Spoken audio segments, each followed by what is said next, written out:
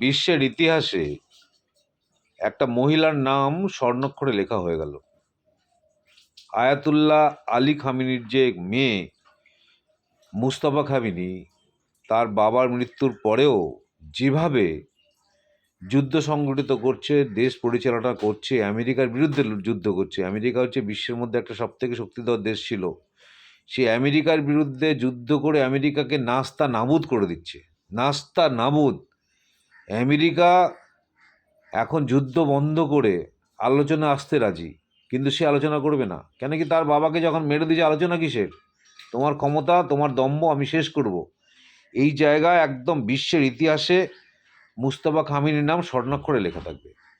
এবং কি সুন্দর একটা ট্যাকটিক্স নিয়েছে যে আমি হরমুজ প্রণালী দিয়ে সেই সমস্ত জাহাজকে যেতে দেবো যারা আমেরিকান কারেন্সি দিয়ে তেল কিনবে না, অন্য কারেন্সি দিয়ে কিনলে, চাইনিজ কারেন্সি দিয়ে তেল কিনলেও আমরা তাদেরকে যেতে দেবো, কিন্তু আমেরিকান কারেন্সি দিয়ে তেল কিনলে আমরা সেই সমস্ত জাহাজকে যেতে দেবো না। এত সুন্দর একটা ট্যাকটিক্স, একদম আমেরিকার অর্থনীতি অবস্থাকে একদম চুরমার করে দিচ্ছে।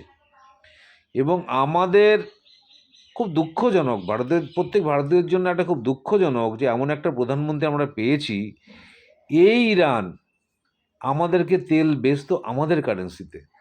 আমাদের কারেন্সি বিশ্বের দরবারে একটা জায়গা তৈরি হতো এই ইরানের থ্রু দিয়ে, কিন্তু আমরা এমন একজন প্রধানমন্ত্রী পেয়েছি যে এটা করতে পারলো না। তিনি যাচ্ছেন জেফ্রি অস্টিনের দ্বীপে অল্প অল্প মেয়েদের নিয়ে, অল্প বয়সী মেয়েদের নিয়ে ফুর্তি করতে।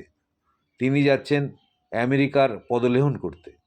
যে আমেরিকা একটার পর একটা ইন্ডিয়ান প্রোডাক্টের ওপর টেরিফ লাগাচ্ছে, মোদি চুপ করে বসে আছে।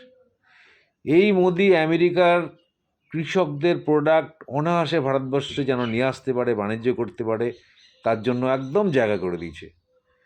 এবং ভারতীয়দের পায়ে দড়ি বেঁধে মাজায় শিকল লাগিয়ে ভারতবর্ষে ফিরিয়েছে।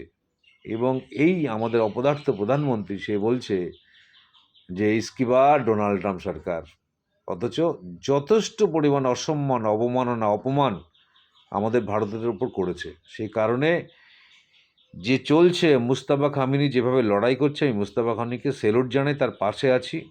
প্রত্যেক ভারতীয় যারা না বুঝে মোদি মোদি করে, তারা প্রত্যেকে মুস্তাফা খামেনিকে সমর্থন করে, তার পাশে আছে। বিশ্বের ইতিহাসে মুস্তাফা খামেনির নাম স্বর্ণাক্ষরে লেখা থাকবে।